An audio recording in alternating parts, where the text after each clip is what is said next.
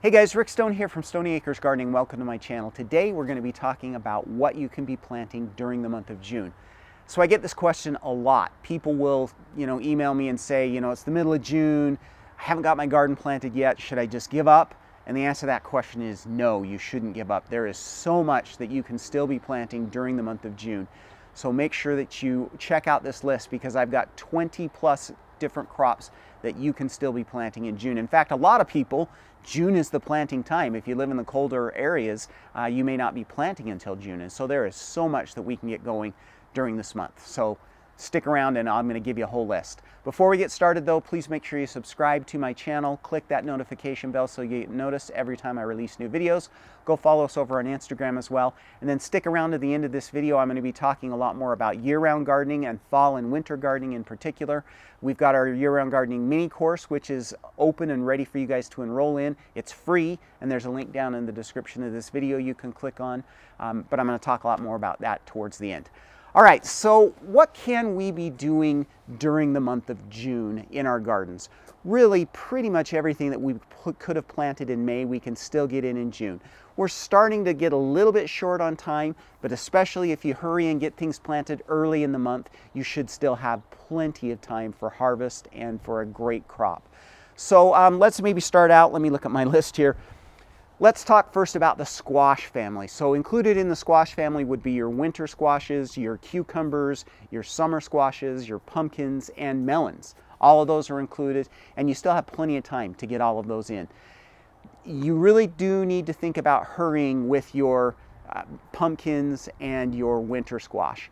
Those definitely are going to need as much time as they can to mature, and so you do want to hurry and make those happen as quickly as you can early on in June.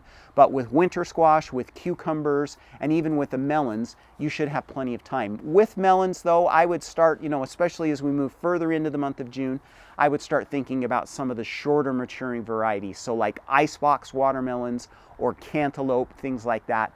As we progress during the month of June, our time is going to get shorter for maturity, and so you do want to look at those shorter maturing varieties on those melons. Next would be our tomato family. So here we're talking about tomatoes, tomatillos, peppers, eggplant. All of those, you've still got plenty of time to be putting those in, but you do absolutely need to be putting those in by transplant. So you need to find some transplants, get those out in the garden. Still plenty of time. Your harvest may be a little bit smaller than it would have been. My tomatoes are about knee-high right now, but you still have time. So if you haven't put your tomatoes in yet, or anything in the tomato family, you've still got time to get those in, so make sure you get those planted. Next, there are some greens that we can be growing during the month of June that we can still be planting. Of course, kale, Swiss chard, collards, all of those are more tolerant to the heat. They're going to do better during the warm time of the year than a lot of our traditional greens would do. You also have the summer greens. So here we're talking about Malabar spinach and New Zealand spinach. Both of those you can plant. And then if you want to try out the summer crisp lettuces like Nevada, Magenta, Muir, Cherokee, those varieties of lettuces do really well. They don't tip burn, they don't bolt and get bitter, and so you could be planting all of those greens during the month of June. There are a couple of root crops that we kind of traditionally consider cool season crops, but that can actually stand up to the heat as well, and that would be beets and carrots. Both of those you could still, if you wanted to, plant during the month of June. Of course, you could hold off and plant those in the fall also, but carrots and beets are going to do well in the summer heat, especially beets.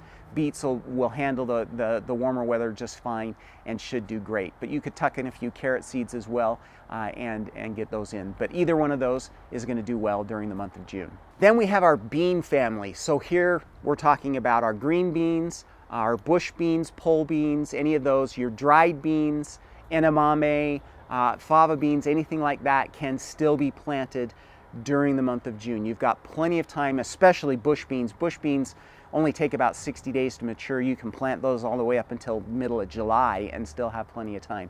So plenty of time to do all of your bush beans, your runner beans, all of those can be planted in June. Corn and okra can also still be planted. Okra, you could either plant by seed or you could put transplants in. Either one of those are going to do fine during the month of June. Corn, we want to plant directly by seed. With your popcorn, you want to get that in right away. So Popcorn usually takes more like 110, 120 days to mature, and so you do want to get it going as soon as possible. With your sweet corns, there are shorter maturing varieties of sweet corns that you can look for that have like more like a 60 to 80 day maturity range. And so look for those shorter maturing varieties of sweet corns, and those should do fine during the month of June. Will be a good second planting as well. So if you've already got some corn in, you could still do a second planting of corn, and it's going to do great during the month of June. Then of course we have all of our warm season herbs. So basil and oregano, parsley, just all the traditional cooking herbs that you can grow in your garden. Dill, all of those are going to do really well during the month of June.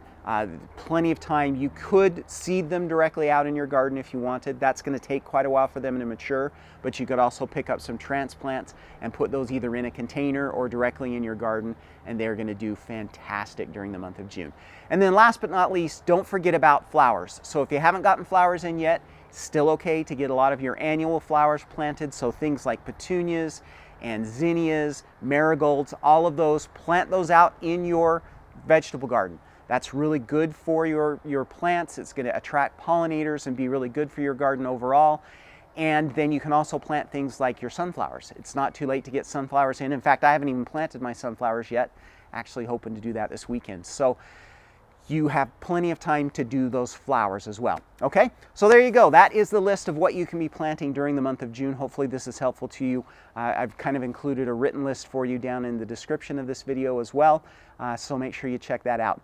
Before we go, I wanted to make sure that you guys were aware that we are starting our annual year-round gardening push and promotions. So why am I talking about fall and winter gardening during the month of June when it feels so far away? It's because there's actually things that we are going to need to start working on fairly soon. Within the next 30 to 45 days, a lot of us are actually going to have to start working on some of our year-round gardening related tasks, and planting and things like that for our fall gardens is going to happen fairly soon. So now is the time to actually start thinking about that. If you would like to learn more about year-round gardening, I have a great little mini course. It's free, and it's about 45 minutes long, kind of gives you a good solid understanding of year-round gardening, how to make it happen, some timing, some of the best plants to grow. It's a fun little mini course, one of our most popular courses, and of course it's free. So there's a link down in the description of this video you can click on that will let you go and sign up for that course for free. The other thing I do want to make sure is on your radar, we do have our paid master course, which is our year-round gardening master course. That is actually going to be available starting about mid-July. And so I wanted to make sure that was on your radar as well. Okay? All right. That, my friends, is all I have for you for this week. Everybody have a fantastic week. We'll talk to you next week. Happy gardening.